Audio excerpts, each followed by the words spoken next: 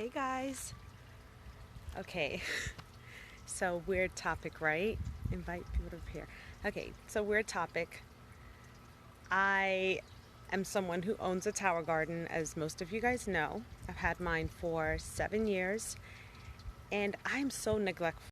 No. Okay, Facebook wanted to kick me off. I am so neglectful of my tower, and I admit it. Like, I was never someone that had a green thumb. I'd never grown anything prior to this, and my mom used to buy me plants all the time because my mom is like a master at having. I always grew up with plants in the house, and I just really thought they watered themselves because I wasn't watering them, but I know my mom was taking care of all of that, right? So got this tower garden 7 years ago. Didn't know how it's going to work out because I know I kill everything.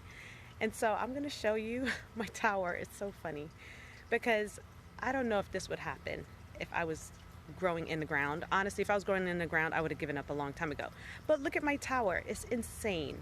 And those of you that are seasoned gardeners, I know that my basil is like overgrown and it's sprouting seeds. I know. I got to get it out of there. It's so huge. But I'm going to show you what's going on here.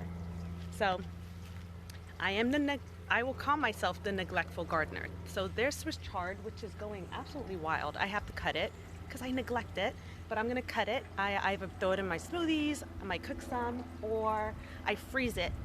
And so I have it for whenever I just want to throw it into something. So here, you see this? I have some purple kale down here, which is beautiful. First time growing purple kale. I have some regular kale, but look at the basil. It's crazy. And I'm growing wheatgrass too. I'm growing a couple of things, and I need to like take it down, probably wash it. I have some more things on there, more kale, but I wanted to share that because there's hope for those of you that are like, oh my gosh, I could never do that. Yes, you can. If I can do this, and honestly, half the time I forget to check on it, and it's right in front of my face most of the time, and I still neglect it. I probably need to put some water in it right now because I hear it's kind of like lagging a little bit. But this baby treats me well. I mean, as much as I do to it, it continues to grow. And hi, Arlene. Hi, Marie. So I love whenever I see Marie on here because Marie was one of my first models for the tower like 7 years ago when I got it. I had to break it down because I was moving, and I had so much kale. It was crazy. And I was like, I don't have time for this. Can someone come get it? And Marie came and got the kale, and I took a picture of her holding that kale. Amazing. How big it was. And she's tall. She's probably 5'9" or 5'10", and the kale was like half her size. Yes, wheatgrass is the best. Yes, and my cousin Arlene is saying that. Hello, guys. Hello. So I just want to give those of you hope out there that have a tower or have been considering growing your own produce, because we know the food quality that we're getting today is not nearly as good as it used to be. Our grandparents were probably eating way better than us from the ground or from what they were purchasing at the stores just because of the quality of the soil. They were probably getting food that was grown locally or closer to where they live. And nowadays we're getting food that are shipped from other countries or from the other side of the country, and it's losing so much nutrients by the time that we get it and it sits on the shelves. So what better way to get even more nutrition than to grow your own and be able to pick it right when you want to eat it? And that's what I do with this thing. When I'm not neglecting it, I am eating from it. Even though it doesn't look like it with the Swiss chard, I swear, like, these new things just popped up recently, or maybe not.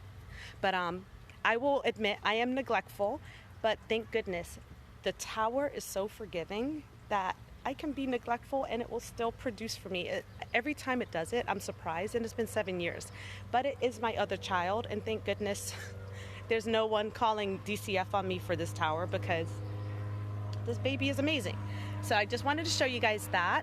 And then I also wanted to share with you, there's a plane going by, that tonight we have an amazing doctor coming to speak in Boca. For those of you that are in South Florida, Dr. Sears, his son used to be on the show The Doctor, so you might know his son, also a pediatrician.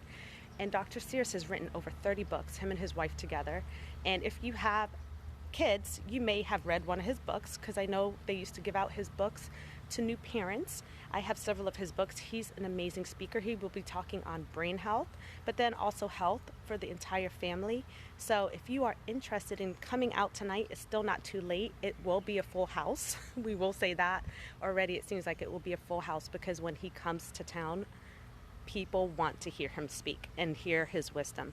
So if you want to go to that, definitely let me know. I will be there, and I will be helping to host whoever comes.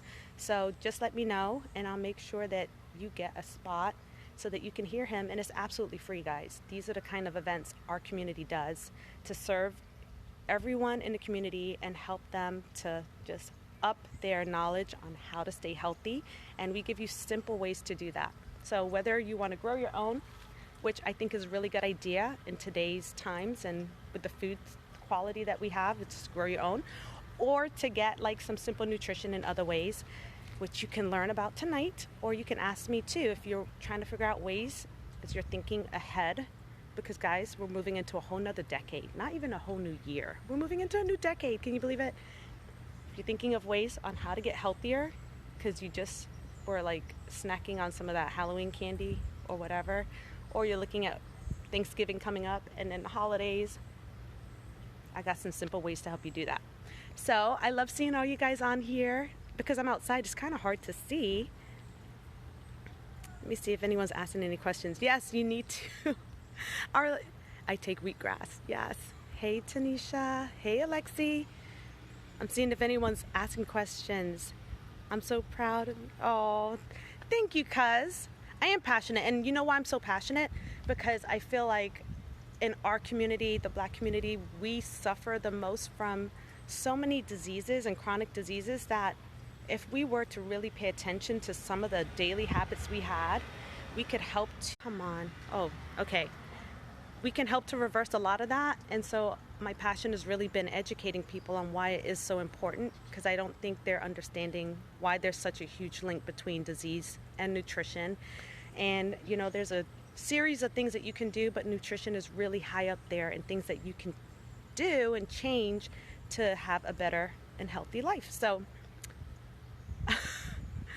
oh, if you want to start your own farm. Oh, so also I forgot to mention, we also have another tower that you can have for indoors if you don't have land to grow or you don't have a small space. So this one I have here is like 3 feet around. It's like a little less than 3 feet around, but you can have one in the home that's even smaller and more compact, that you can grow the same amount of produce inside with amazing grow lights. It looks amazing. Look at my previous posts. You'll probably see, oh, I'll put a picture in here of the newer one, but you can have it and you can grow indoors, and it's amazing. So that is what I wanted to share with you, because I came out here and I saw my tower and I was like, oh my goodness, this is what happens when you neglect it. But it's a good thing, right? Look at all that basil. Oh my gosh, I have to trim it. I'm gonna be making some pesto. I had amazing pesto. I lent someone, this is actually lemon basil. That's why it looks a little different from typical basil. But I lent someone some lemon basil on Friday, and she made pesto with it. It was so good. And I was like, why am I not making pesto? I've done it before, but kind of forgot about it. So, oh, thank you that I look great. Oh my gosh, I was at the gym, and I'm still in my gym clothes. I was at the gym earlier, and I need to wash up. But anyway, love all the comments. Thanks for joining me, and talk to you soon. All right, bye.